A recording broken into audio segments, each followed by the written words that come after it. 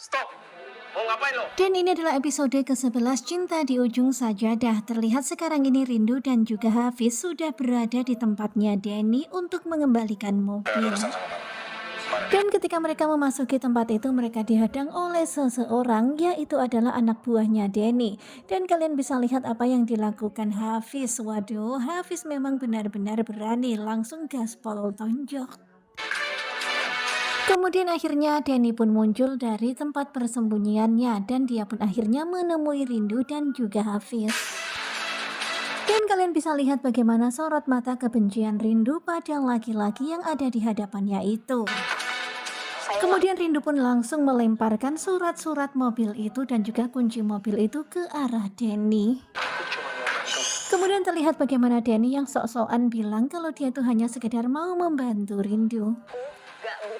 Dan ketika Denny mau mendekati Rindu, terlihat Hafiz yang langsung menghadang Denny. Kemudian Rindu berkata kalau dia nggak butuh bantuan dari Denny. Dan melihat sikap Rindu yang seperti itu, nampaknya Denny itu semakin seneng ya untuk ngerjain Rindu dan bikin celaka Rindu. Ya pokoknya bikin Rindu sengsara. 3 hari doang di pesantrennya. Kemudian adegan berpindah kepada anak-anak tirinya Fauzan, Cantik dan juga Anggun. Mereka mengatakan kalau mau ada pesantren 3 hari. Pesantren tempat Dan yang bikin Alia shock adalah pesantren itu adalah pesantren di mana Rindu berada. Tentu saja Alia nggak setuju banget. kamar di hotel. Tetapi kemudian Mama Ratih pun berkata nggak apa-apa mereka berada di sana 3 hari. Nanti kamu dan juga Fauzan akan Mama bookingkan hotel. Bener kan mama? Dan mendengar sang mama berkata seperti itu, 3 hari di hotel bersama dengan Fauzan bulan madu, wah happy banget. Tentu saja Alia pun tertarik. Udah mau siapin tempat yang layak. Sementara itu di pondok pesantren terlihat Umi Aminah dan juga yang lainnya yang sedang mempersiapkan tempat untuk acara pesantren kilat. Ini semua katanya ide kamu. Kemudian Umi Aminah bertanya kepada Hafiz, katanya kepala sekolah ini semuanya adalah idenya Hafiz. Hari Indo ada kegiatannya. Dan ternyata memang benar sengaja Hafiz melakukan ini dan punya planning ini supaya Rindu ada kegiatan di pondok pesantren ini. Kayaknya Fauzan juga agak berat.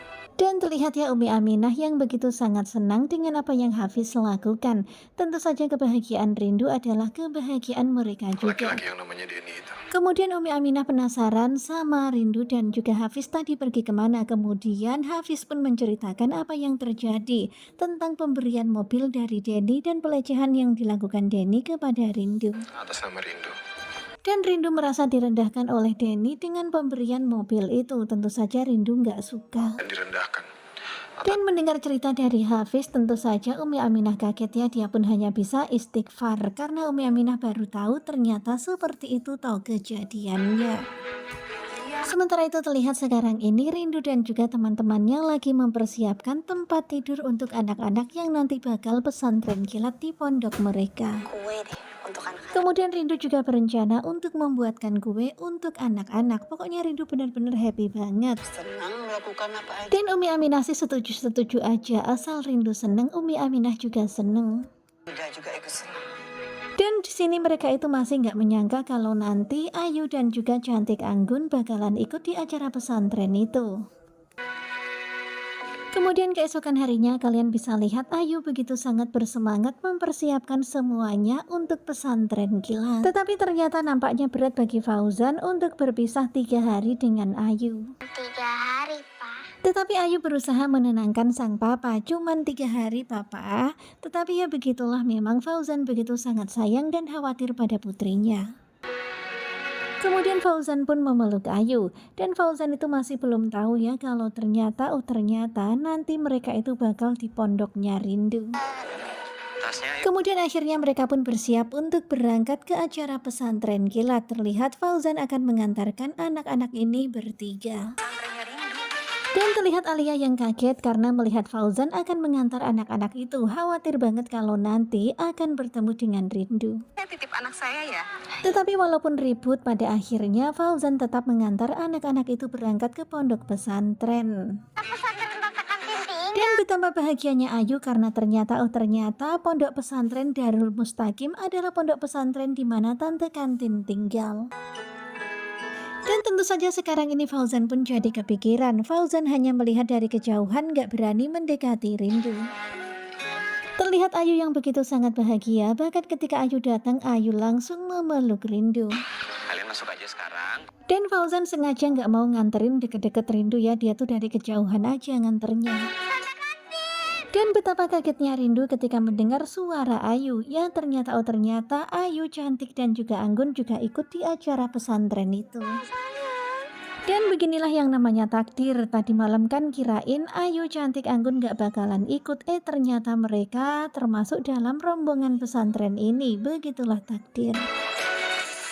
Kemudian Rindu pun melihat dari kejauhan wajah Fauzan. Ya masih sengak kayak gitu. Cepetan ya kamu. Tetapi Rindu dan Fauzan gak bertegur sapa. Rindu pun langsung membawa masuk anak-anak Fauzan. Sementara itu Umi Aminah mendekati Fauzan dan berkata kalau anaknya gak boleh di pondok pesantren ini, gak apa-apa bawa pulang aja. Tetapi ya pada akhirnya Fauzan pun pasrah karena setelah itu Fauzan mendapat telepon dari mama urgent banget harus segera menuju ke tempat itu. Fauzan benar-benar gak tahu kalau sekarang ini mamanya lagi merencanakan bulan madu manis untuk Fauzan dan juga Alia di sebuah hotel. Ya mumpung anak-anak lagi pada di pondok pesantren, jadi Mama Ratih sengaja mempersiapkan 3 hari itu supaya mereka bersama-sama bersenang-senang. Sementara itu Rindu nampaknya agak-agak gimana gitu ya.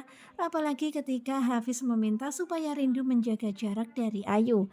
Dan ternyata Ayu itu sedih banget ya ketika melihat Rindu menjaga jarak darinya. Bahkan Ayu itu sampai menangis ketika melihat Rindu nggak seperti biasanya. Kemudian Ayu yang sedih, Ayu pun nggak mau memasuki kelas pesantren, dia pun langsung kabur keluar dan menangis. Kemudian terlihat Hafiz yang melihat keberadaan Ayu, dia pun kemudian mendekati Ayu dan kemudian merayu Ayu, menasihati Ayu dan mengatakan kalau Rindu sayang sama Ayu. Tetapi karena banyak anak-anak jadi perhatian Rindu